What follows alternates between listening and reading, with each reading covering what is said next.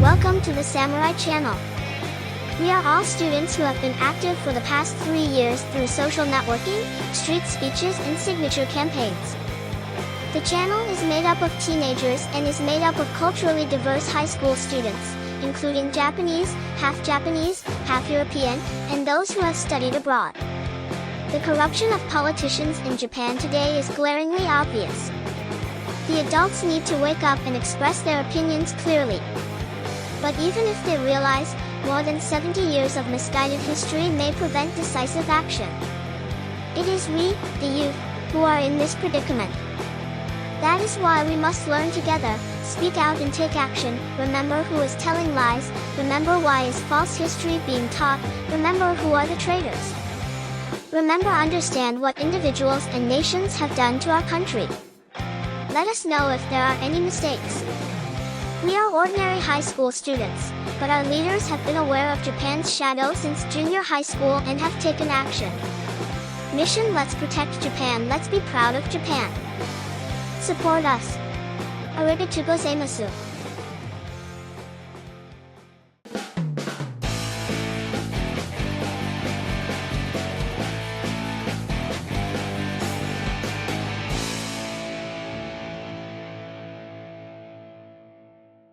Here are the topics we chose this week.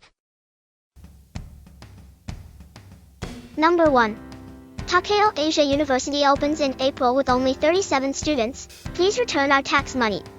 In April 2026, Takeo Asia University opened in Takeo City, Saga Prefecture. Despite a capacity of 140 students, only 37 actually enrolled, approximately 26% of the target, sparking widespread criticism. The city contributed approximately 1.3 billion yen and the prefecture 650 million yen, totaling about 1.95 billion yen in taxpayer money for this new institution. With massive enrollment shortfalls persisting right up until opening day, angry taxpayers are demanding, "This is a waste of tax money, give it back."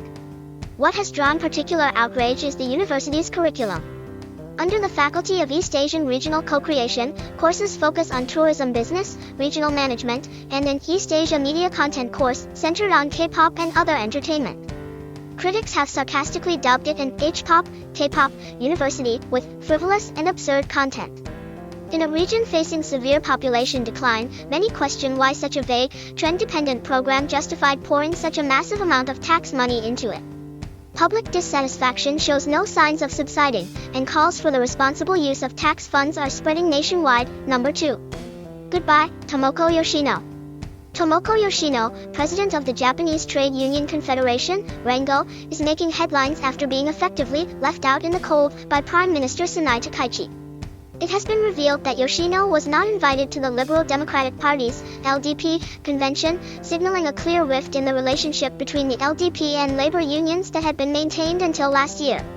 This appears to be the result of the Takaichi administration deliberately distancing itself from the labor sector and reviewing the traditional government labor management framework. Yoshino has long been a prominent advocate for selective separate surnames for married couples. However, critics have pointed to her unpleasant demeanor and argue that abolishing the use of aliases, sumii, by foreign residents should take priority over the surname issue. Some suggest that those pushing for separate surnames are doing so to obscure their ancestry.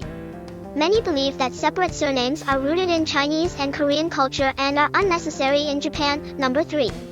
Nationality finally required for real estate registration. Starting in fiscal 2026, the Japanese government will require the owner's nationality to be disclosed when registering real estate transfers, such as sales or inheritance. Previously, there was no nationality field, making it difficult to track the reality of foreign land acquisitions. Under the new system, applicants must state their nationality on the registration form and submit proof, such as a passport. Japanese citizens are also subject to this requirement. The measure aims to accurately monitor foreign purchases of forests and strategically important land, strengthening oversight from a national security perspective. While conservatives largely welcome it as a significant step toward addressing the long-standing foreign land acquisition issue, many voices still claim the measures are too lenient. Number 4. The Takaichi administration says "no" to a deceitful South Korea. The administration led by Prime Minister Sanai Takaichi is taking a firm stance, saying "no" to South Korea. Amid growing criticism that repeated shifts in historical claims and anti-Japanese rhetoric are deceitful, the Takaichi government is refraining from economic cooperation or diplomatic concessions, opting instead for a resolute response. In particular, regarding developments under the Lee Jae-myung administration, Tokyo has issued strong messages, trust has collapsed, and Japan has no obligation to bail out South Korea. Number 5. Large demonstrations use pen lights, foreign influence suspected. In recent years, large-scale demonstrations in Japan have increasingly featured the use of pen lights. At rallies in front of the National Diet or the Prime Minister's office calling to protect the peace constitution or oppose war, organizers have adopted the glowing pen light style popular in South Korea, creating glittering scenes involving thousands to 10,000 people.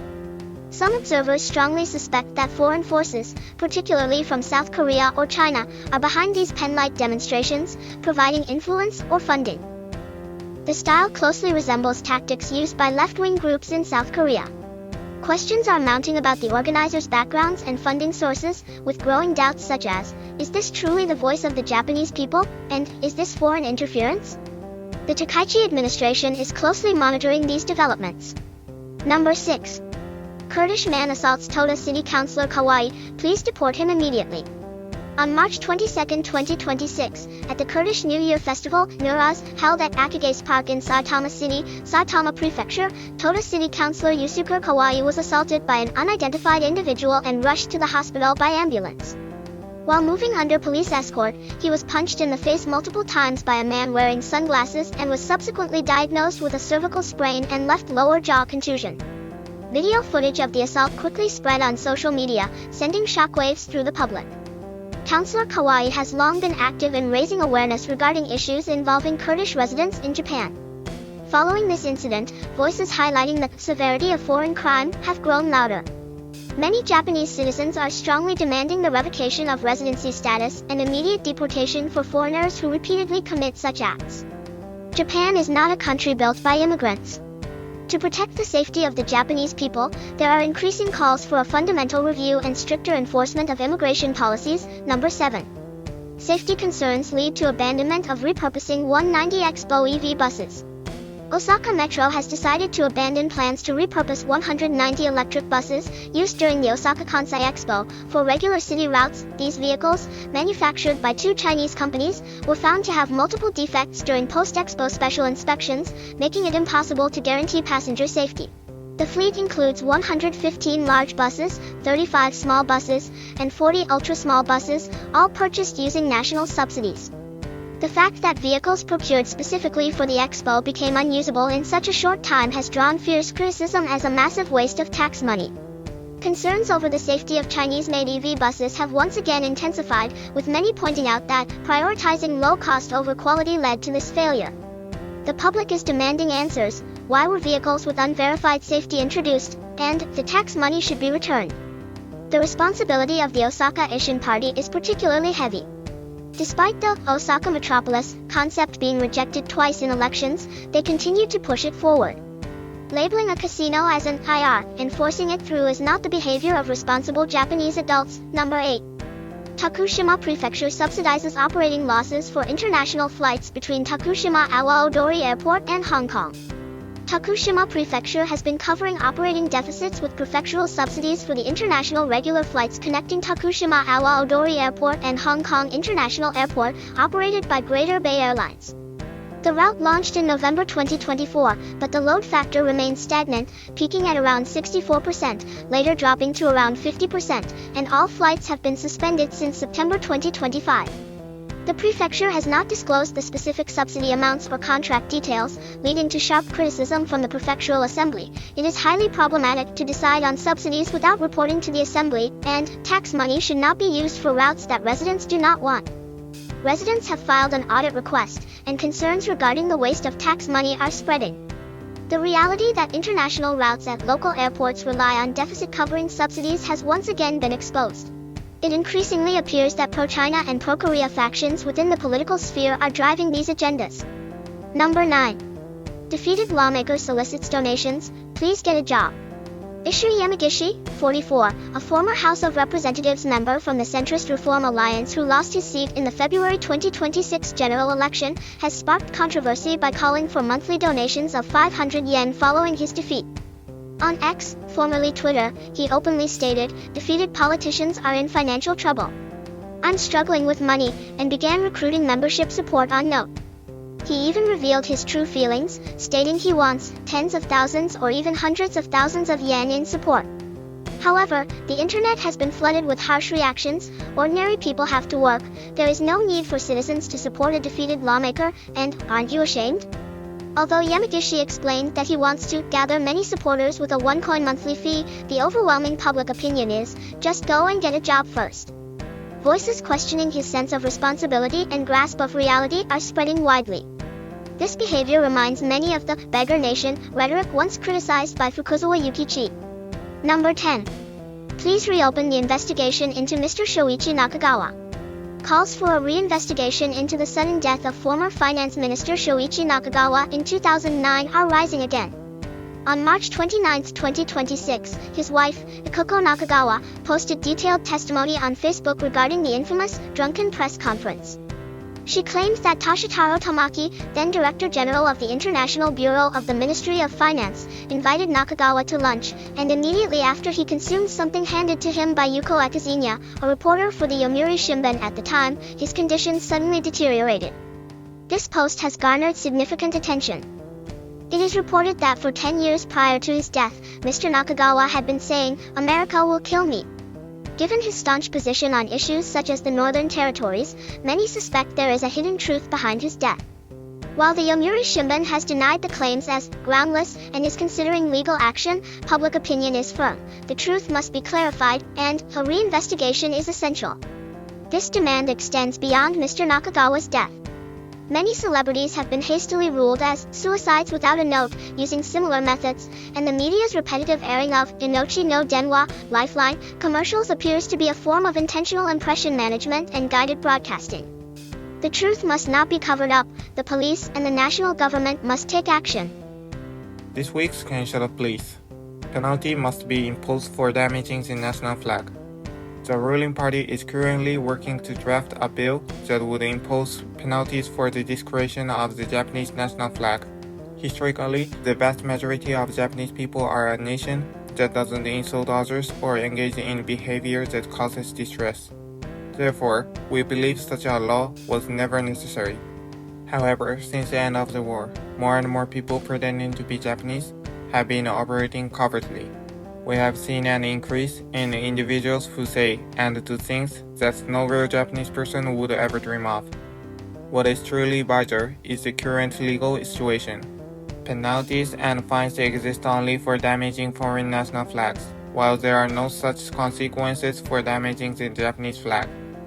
Now, as this oversight is being reviewed, some people are loudly opposing the inclusion of penalties for harming Japan's own flag. They hide behind the banner of freedom of speech, but any true Japanese person would be deeply hurt by such acts of desecration.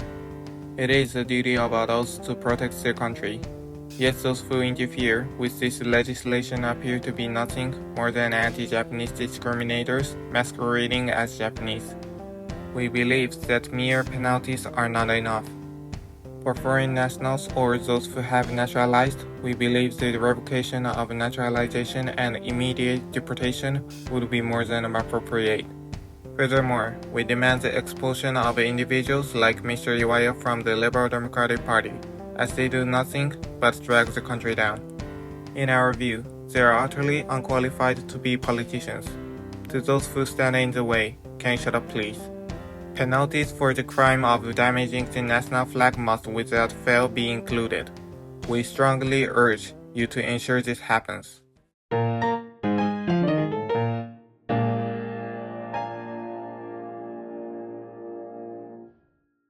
This is the textbook. This week, we'd like to introduce a summary from page 24 of Professor Satoshi Nakamura's book The Truth About Okinawa. Page 24, Dialect. Let's learn the Okinawa dialect. When people from outside Okinawa hear the Okinawa dialect, they can barely understand it and often feel as if it were a foreign language. From a linguistic perspective, however, it is a dialect of Japanese that branched off from the same ancestral language, acting as a time capsule that preserves elements of ancient Japanese predating the Kojiki, records of ancient matters, and the Nihon Shoki, chronicles of Japan. For example, in Okinawa, dragonflies are called eikoju. This shares its etymological roots with Akatsushima, Autumn Dragonfly Island, an ancient name for Japan's main island, Honshu, used in the Kojiki. The word akitsu originally meant dragonfly, and the name was given because the shape of the island resembles one. Additionally, the word for head in Okinawan is chiburu. This is actually the origin of the name for alien Chibo in the Ultra 7 television series, named by Tetsuo Kinjo, a scriptwriter from Okinawa. In the Kojiki, the word for head is also read as tsuburi. Traces of these ancient words can also be found in Okinawan place names. For instance, Kochinda and Haiburu preserve archaic terms such as Kochi, east wind, and Hei, south wind. The main reason the dialect sounds like a foreign language is that its vowels, as well as the conjugation of adjectives and verbs, differ significantly from standard Japanese. However, once you grasp certain underlying rules and patterns, it becomes much easier to understand. Let's take action this week. Please visit Yasukuni Shrine for the spring annual festival to Prime Minister Sanai Takaichi. We earnestly request that you visit Yasukuni Shrine to pay your respects during the upcoming spring annual festival. Among all cabinet members, we recognize that you, Prime Minister Takaichi, are the only one who has consistently continued to honor our fallen heroes at Yasukuni. While some argue that consideration should be shown toward China, we wish to point out that even Zhou Enlai, one of China's founding fathers, is said to have visited Yasukuni. As a sanctuary for the repose of souls, Shinkan, Yasukuni Shrine enshrines the war dead regardless of their nationality. Just as the fallen of the American Civil War are commemorated, we believe Yasukuni is a sacred site that offers peace to all who died for their country.